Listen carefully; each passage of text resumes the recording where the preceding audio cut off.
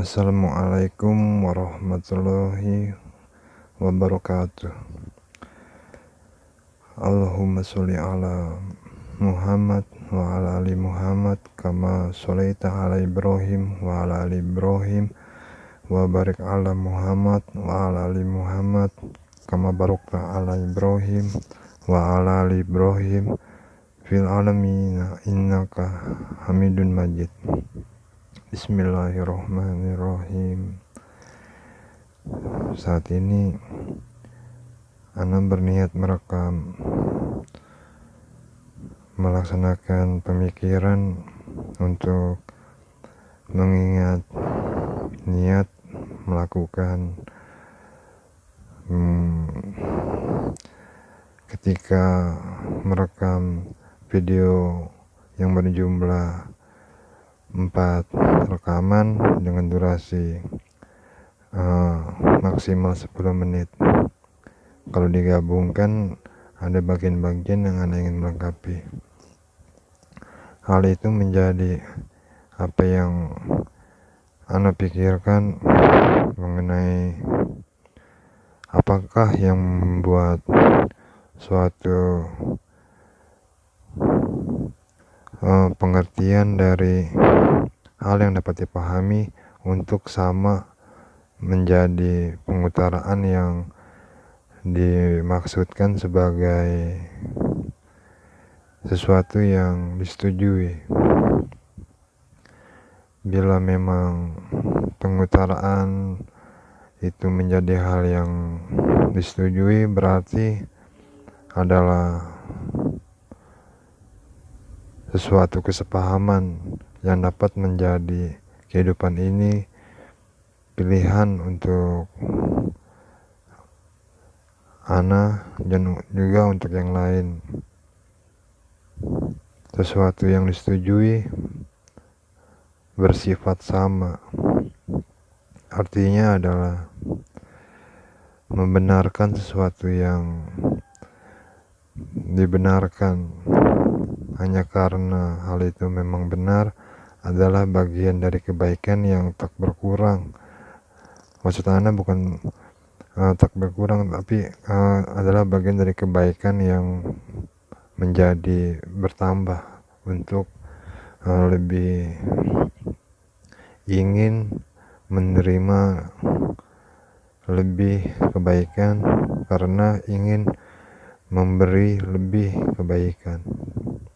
Itulah kenapa hal itu Anda pikirkan dapat menjadi pemikiran yang perlu sesuatu yang tidak hanya Anda inginkan, pastinya diinginkan juga oleh yang lain, karena Anda berpikir mengenai sesuatu tentang hal yang sama diinginkan di kehidupan ini. Maka dari itu, mendekati bulan Ramadan, selamat menunaikan lebih beribadah menjadi muslimin muslimah yang akan menjadi soleh dan soleha. Ana juga insya Allah menjadi muslimin yang soleh, insya Allah. Walaupun sebetulnya soleh itu bersifat pelaksanaan niat di kehidupan, namun soleh yang terpahami oleh banyak orang adalah seperti syekh. Kelakuan syekh itu kan syekh berkelakuan, ya kan, syekh ahli agama tuh berkelakuan. Yang menjadi pembedanya dengan yang biasa adalah ilmunya, ilmu agamanya. Makanya orang itu dibilang syekh. Tapi dari kelakuan dengan muslimah yang lain sama, yaitu soleh. Itu yang tersebar pemahaman mengenai soleh di kehidupan ini pada umumnya. Namun sebenarnya adalah bukannya yang menjadi gelar solehnya, ya kan? Ternyata yang menyebar itu adalah sesuatu yang bercampur, yaitu kelakuan soleh adalah bergelar soleh gitu. Jadi kenapa waktu itu ana tidak ingin memikirkan ingin menjadi orang soleh, karena yang ada di pikiran ana adalah gelar soleh, bukan yang berkelakuan seperti solehnya berada di kehidupan ini. Artinya yang mengenai solehnya berada di kehidupan ini adalah menginginkan lebih kebaikan untuk menerima kebenaran dan memberikan lebih kebaikan untuk kebenaran. Itu namanya soleh. Sehingga bila terjadi hilaf, bila terjadi hal seperti itu, karena unsur solehnya berarti mengucapkan astagfirullahalazim atau alhamdulillahirobbilalamin, karena telah mendapatkan lebih, menjadi lebih baik dari yang didapat, untuk lebih baik, lebih benar lagi, lebih benar, bertambah benar lagi. Itu yang namanya soleh, yang ada di pikiran anak. Kalau pemikiran seperti itu, anak juga insya Allah soleh seperti yang lain, soleha insya Allah. Namun semua itu butuh sesuatu saling sama diinginkan di kehidupan ini untuk menjadi hal yang indah. Makanya anak berharap Ramadan, karena berhubung niat ingin melakukan menjadi muslimat yang soleh-soleha, aki yang berbaik hati, yang menguasai tanah suci, Muhammad bin Salman. Assalamualaikum warahmatullahi wabarakatuh. Semoga bila memang rezeki sebagaimana Anda merasakan pemikiran ini lalu mengutarakan, nanti kalau iftar dan sahur, kalau berkenan, iftar dan sahurnya serta yang lain-lainnya dari rezeki yang Muhammad bin Salman dapatkan dari karena menerima kebahagiaan dari Allah Subhanahu wa taala, ana juga berkenan menerimanya. Insya Allah rezeki buat ana dan yang lain. Ana juga pengen melaksanakan niat seperti yang sebagaimana mungkin rezeki lebih dari yang ana pikirkan ketika ana berpikir akan melaksanakan niat, insya Allah. Makanya hal itu menjadi hal yang dapat seperti yang halo,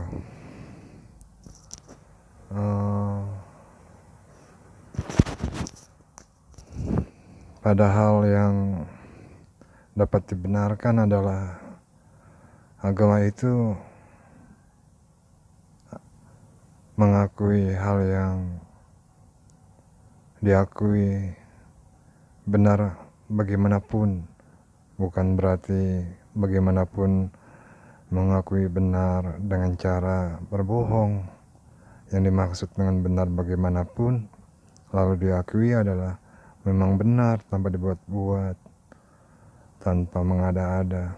Jadi karena agama seperti itu, di antara semua agama yang ada, Buddha, Hindu, Yahudi, Kristen, dan Islam, dan antara semua agama mana yang diakui oleh agama apapun bahwa agama itu bila terfikirkan dengan pemikiran yang masuk di akal tanpa harus memikirkan hal yang tak dapat difikirkan adalah benar. Agama mana tuh yang dapat difikirkan dan diakui agama itu benar? Bahkan bila berpikir mengenai Tuhan yang disembahnya, ya kan? Agama kan memiliki Tuhan kan untuk disembah, ya kan? Artinya mengetahui siapa Tuhannya. Agama mana tuh yang kalau dipikirkan mengenai Tuhannya diakui benar oleh agama apapun? Agama mana yang diakui agama itu benar, yang ajarannya bila dipikirkan oleh agama apapun diakui benar? Yang dimaksud diakui benar di sini adalah runtun beruntun, seisi kitab suci, seisi sejarah, seisi pembuktian, apapun segalanya, apapun. Bila dipikirkan, ya kan, kita memiliki hak untuk memikirkan agama sendiri, seperti kita punya hak memikirkan mengenai agama yang lain, karena agama itu vital. Agama itu katanya dari Tuhan, ya kan? Agama itu katanya dari Tuhan. Lalu Tuhan siapa? Tuhan kan yang menciptakan manusia, yang menciptakan kehidupan, yang menciptakan waktu, yang menciptakan alam semesta. Pokoknya agama mana yang kalau terfikirkan kebenarannya diakui oleh agama apapun tanpa berbohong, tanpa mengada-ada. Artinya ketika difikirkan, oh begini, iya, iya itu benar itu, ya kan? Seperti kalau kita melihat sesuatu hasil karya manusia lain, manusia kan beragama, ya kan? Manusia beragama. Ada suatu keadaan manusia yang beragama saling berkarya, yaitu membuat masakan enak, membuat bangunan indah. Setelah semuanya selesai, masakan yang dimasak enak, bangunan yang dibangun indah. Namun semuanya semata-mata hanya menggunakan bahan-bahan yang halal. Dalam pemikiran yang gak perlu ditanyain halal bagaimana sih maksudnya, yang dimaksud adalah halal yang benar-benar diakui kebenarannya. Jadi intinya itu agama mana yang diakui oleh agama lain adalah agama itu memang benar. Logikanya memang ini nih gak mudah, ya kan? Padahal mengakui agama lain benar, tapi belum tentu diakui agama itu agama yang benar dari Tuhan, ya kan? Padahal jelas-jelas diakui benar pemikirannya mengenai Tuhannya, mengenai ajarannya, mengenai kisah-kisahnya. Beruntun-beruntun gak selesai. Ketika dipikirkan, oh iya benar-benar mulu, tanpa harus berbohong. Kenapa begitu tanpa harus berbohong? Agama kan mengajarkan gak boleh berbohong. Jadi kebenaran yang diakui, yang dimaksud pokoknya gak perlu mengada-ada, gak perlu dibuat-buat. Jadi intinya mengakui kebenaran sebagaimana benar, ya benar-benarnya, benar-benarnya, maksud saya gitu. Jadi agama mana tuh? Gak mungkin gak ada, ya kan? Jangan bilang yang saya maksud seperti Hanuman, ya. Yang saya maksud bukan seperti Hanuman. Kalau seperti Hanuman difikirkan bagaimanapun gak akan ketemu oleh pemikiran agama lain ketika berpikir, ya kan? Oh, kalau saya pikir-pikir gak bisa dibenarkan begitu. Karena apa? Monyet jadi dewa. Saya bukannya menghina agama Hindu, ya kan? Contohnya seperti itu. Berarti agama mana tuh yang diakui kebenarannya oleh agama lain secara mutlak, keseluruhan? Namun tidak mudah untuk dianut. Jangan mengakui agama sendiri, ya. Ini lagi ditanya nih, lagi dibahas, ya kan? Jangan mengakui agama sendiri adalah agama yang benar, ya. Kenapa begitu? Karena pertanyaan ini hanya untuk memberikan jawaban yang dapat dibenarkan. Kalau misalkan jawabannya dapat dibenarkan, memang benar, tapi nggak berlaku bila jawaban itu diutarakan oleh yang datang ke kuil Hanuman ya. Kalau jawaban itu diakui oleh orang yang datang ke kuil Hanuman, nanti gimana cara membenarkannya ya kan? Di kuil Hanuman ada patung monyet. Bukannya menghina agama Hindu ya, maksudnya kalian paham gak apa yang kupikirkan? Suatu agama yang bila dipikirkan mengenai siapa Tuhannya, perintah-perintah Tuhannya bagaimana, ajaran agamanya bagaimana, kisah-kisah Nabi dan Rasulnya bagaimana, kitab sucinya bagaimana. Kalau dipikirkan dengan ilmu yang mencari kebenaran, yang tanpa dibuat-buat, tanpa mengada-ada, tanpa berbohong, tanpa kedustaan apapun, diakui benar.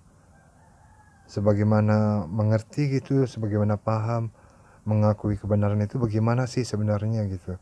Bukan mengakui kebenaran seperti orang datang ke depan patung ya untuk berdoa ya, atau bukan mengakui kebenaran seperti seseorang yang meminta di depan pohon. Bukan berarti kebenaran seperti seseorang yang bersekutu dengan kejahatan ya kan. Kalau bersekutu dengan kejahatan mana dibenarkan ya kan, pemahaman kebenarannya kayak gitu. Jadi nih saya coba mengutarakan ya kan maksud saya ya kan. Masa sih nggak paham ya kan? Masa nggak paham? Pasti paham. Oh yang saya maksudkan nih mengenai kebenaran yang memang benar-benar benar gitu kalau dipikirkan. Oh iya benar. Nah, jadi agama mana tuh yang diakui kebenarannya agama lain, tanpa berbohong, tanpa berdusta, tanpa dibuat-buat, tanpa mengada-ada. Oke. Semoga hancur ya siapapun yang berbohong ya, berpikir mengenai kebenaran dengan dibuat-buat ya. Intinya nggak boleh ya mencari kebenaran dengan mengada-ada, sehingga hal yang benar jadi salah, hanya hal yang salah jadi benar. Nggak bisa begitu, oke? Halo, aku sedang berpikir sesuatu mengenai berkeinginan. Berkeinginan itu adalah menjadi sesuatu yang ingin aku ungkapkan, aku utarakan. Sebenarnya karena apa agama itu harus membenarkan? Di antara semua banyak agama, bila mendapatkan pertanyaan seperti yang akan aku ungkapkan, akan menjawab dengan jawaban yang seperti bagaimana. Untuk apa agama membenarkan? Dan karena apa membenarkan agama? Aku teringat mengenai suatu realita yang ku coba cari tahu mengenai ilmu yang sangat pastinya, yaitu cermin. Di antara semua makhluk yang mengetahui mengenai cermin akan memahami apa itu cermin. Aku nggak tahu apa yang diinginkan makhluk yang berada di depan cermin. Hanya saja bila ada suatu realita, ada manusia yang berdiri di depan cermin lalu sangat nyata dan tak berbohong, tak terlihat di depan cermin. Manusia itu betul-betul nggak terlihat tuh di depan cermin, dan kejadiannya nyata. Menurut agama bila ada manusia yang menghilang di depan cermin dalam hitungan waktu menjadi rezeki miliknya, yang dalam pemahaman manusia itu hidup, nyata hidup, bukannya menghayal, bukannya keluar dari roh segala macam ya, kayak gitu-gitu. Intinya seperti manusia pada umumnya berdiri di depan cermin secara nyata dalam keadaan hidup dan berwujud manusia di depan cermin ngapain sih?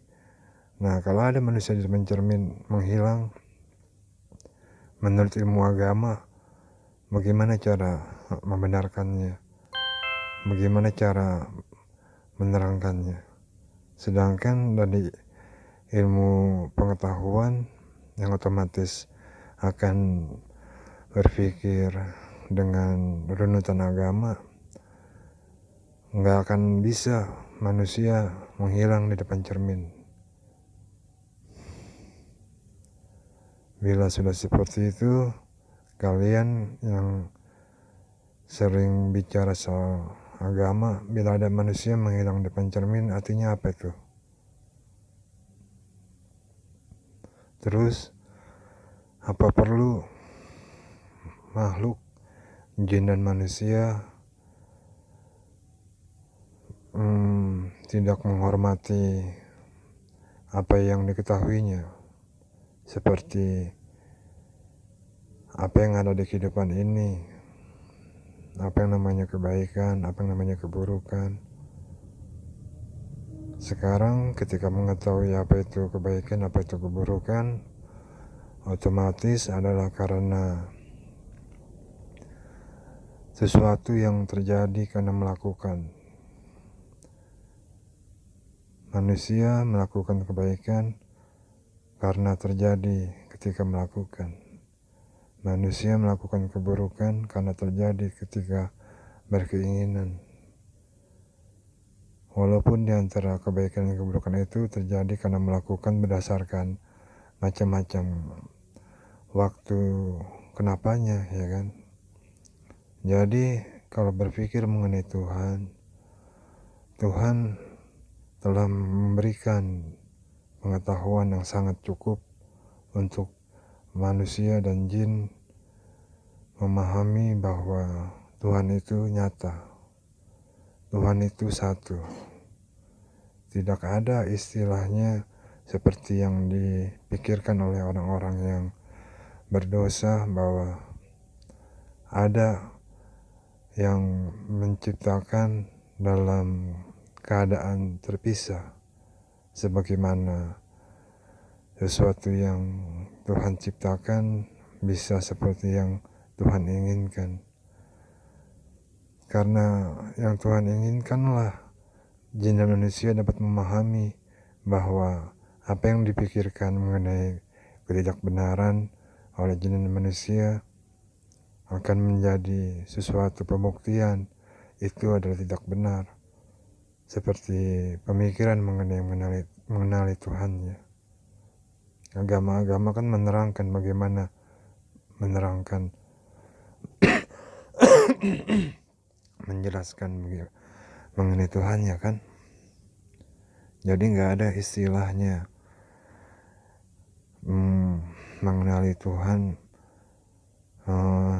diutarakan ini, bila seperti ini akan begini, bila seperti itu akan begitu. Itulah yang dimaksud puja-pujaan di agama kami.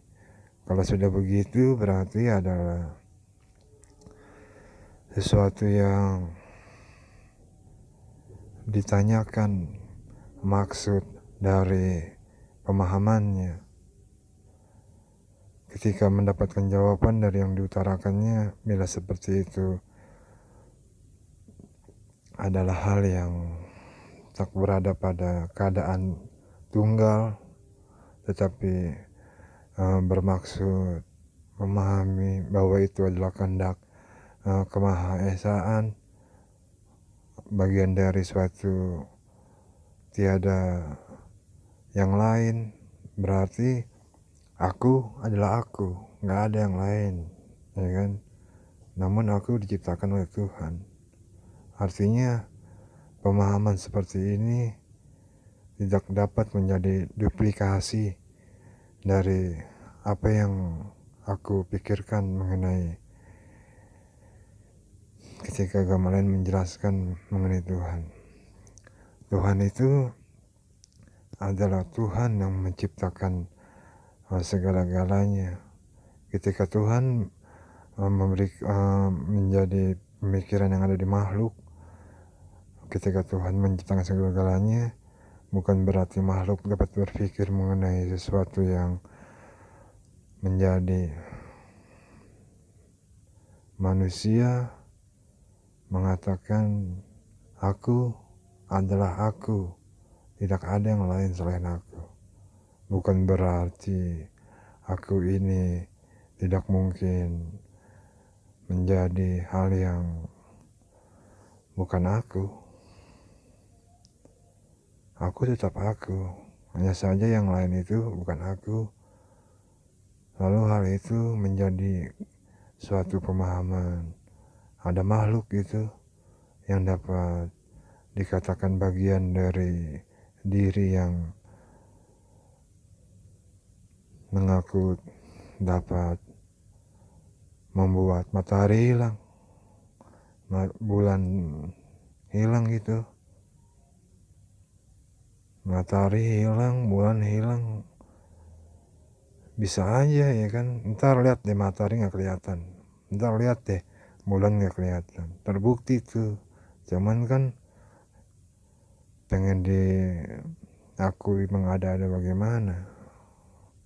Jadi kenapa ada makhluk menghilang depan cermin? Apakah itu suatu kebohongan? Coba jawabannya bagaimana? Oke. Semoga mendapatkan jawaban ya.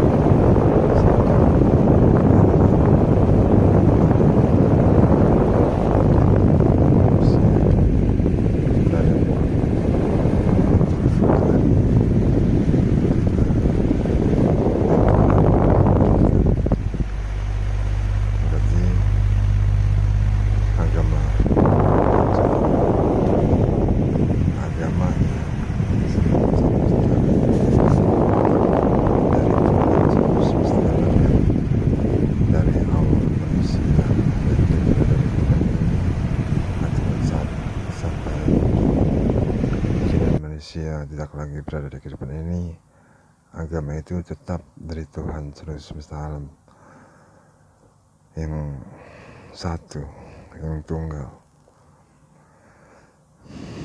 Tuhan menciptakan jin. Jin adalah makhluk hidup. Seperti Tuhan menciptakan manusia, manusia adalah makhluk hidup. Pada kenyataannya sungguh susah mencari keberadaan jin. Namun jin sangat nyata seperti keberadaan manusia. Begitupun Tuhan menciptakan malaikat. Lalu agama apa yang paling benar? Agama tersebut kalau dijelaskan adalah agama yang sebagaimana diketahui agamanya Nabi Adam AS. Kalau ingin berpikir berarti yaitu agama dari Tuhan SWT. Agamanya Nabi Nuh kalau ingin berpikir berarti itu adalah agama dari Tuhan SWT. Begitupun seterusnya hingga pada jumpa di agama Nabi Musa AS. Ketika Nabi Musa AS agama yang diperintahkan oleh Tuhan adalah agama Yahudi. Begitupun hingga sampai ke Nabi Isa AS. Ketika di Nabi Isa AS agama tersebut adalah agama Nasrani yang diperintahkan oleh Tuhan untuk menjadi agama di seluruh kehidupan ini hingga di zaman Nabi Muhammad SAW. Berarti agama yang dipintakan oleh Tuhan untuk menjadi agama yang paling benar di kehidupan ini adalah agama Islam. Kenapa begitu? Karena apa yang terjadi menjadi pembuktian, penjelasan ketika makhluk beragama menjelaskan agamanya masing-masing. Tentu apa yang diketahui, di mana agama tersebut diketahui, sebagaimana makhluk itu mengaku beragama tersebut, serelatif makhluk itu menjelaskan mengenai agamanya, apa yang dimiliki agamanya. Intinya agama yang paling benar adalah agama yang menjelaskan semuanya bahwa ada agama yang benar, yaitu agama tersebut. Agama yang mampu menjelaskan agama yang lain adalah agama yang salah atau tidak dapat dibenarkan. Bukan karena menghina, bukan karena menghujat, tetapi menjadi rezeki seperti waktu usang dan waktu baru. Bila waktu usang dipahami, bukan berarti menjadi sesuatu yang tidak lagi dapat digunakan, tetapi dapat digunakan menjadi pemahaman sesuatu yang lebih baru, lebih bagus. Bukan berarti yang usang tidak dapat diperbaharui. Bukan berarti yang diperbaharui menjadi sesuatu imitasi. Bukan. Semuanya hanya karena semata-mata Tuhan memberikan perintah, seperti kisah-kisah Nabi Musa alaihissalam, seperti kisah-kisah Nabi Isa alaihissalam, seperti kisah-kisah Nabi Muhammad SAW. Jadi Tuhan itu maha kuasa. Di kehidupan ini gak akan valid dalam bentuk apapun bila ada agama mengaku memuja Tuhan yang berada dalam bentuk wujud makhluk ciptaan Tuhan. Jadi gak akan benar, gak akan dapat disetujui kalau ada makhluk ciptaan Tuhan adalah sebagai wujud Tuhan berada di kehidupan ini. Memang diketahui Tuhan Maha Kuasa. Bila ada makhluk ciptaan Tuhan yang berada di kehidupan ini, berarti menjadi pertanyaan, siapakah yang menciptakan Tuhan? Siapakah yang menciptakan jati diri Tuhan? Siapakah yang menciptakan karakter Tuhan? Itu sebenarnya pertanyaan terlarang. Saking terlarangnya sungguh menyeramkan kehidupan ini. Nanti kalau sudah sampai ke tingkat religi atau kerohanian paling tinggi, akan berjumpa ke hal-hal yang bisa membuat sadar diri, gak perlu memikirkan sesuatu yang entah apa yang harus dipikirkan, seperti ketika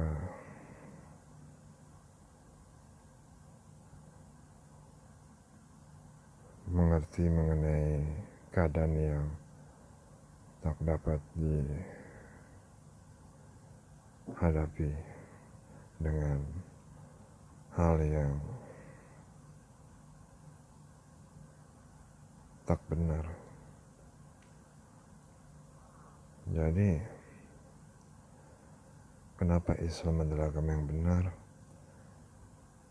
Karena Islam menjelaskan semuanya dengan begitu benar, dengan begitu jelas. Agama lain gak bisa menjelaskan semuanya dengan begitu benar dan begitu jelas. Kenapa? Karena sesuatu yang usang, sesuatu yang diketahui, sesuatu yang sampai pada waktu akan menjadi pengakuan hal yang diperbaharui. Pengakuan hal yang diperbaharui adalah sesuatu yang sebagaimana diketahuinya, bukannya yang usang menjadi sesuatu lebih bagus dari yang lebih bagus. Lebih bagus yang dimaksud adalah akhirnya menjadi sesuatu nggak perlu lagi. Intinya nggak ada tuh yang bisa bertanya siapa yang menciptakan Tuhan. Kalau memang rezeki berarti terima aja udah, percaya atau nggak percaya, atau lebih enak percaya karena mendapat hidayah ya. Agama yang paling benar adalah Islam, percaya deh. Semua pasti akan mati, jangan menjadi terbukti suatu hari nanti di hari akhirat. Percaya deh, Islam adalah agama yang paling benar. Selamat menentukan.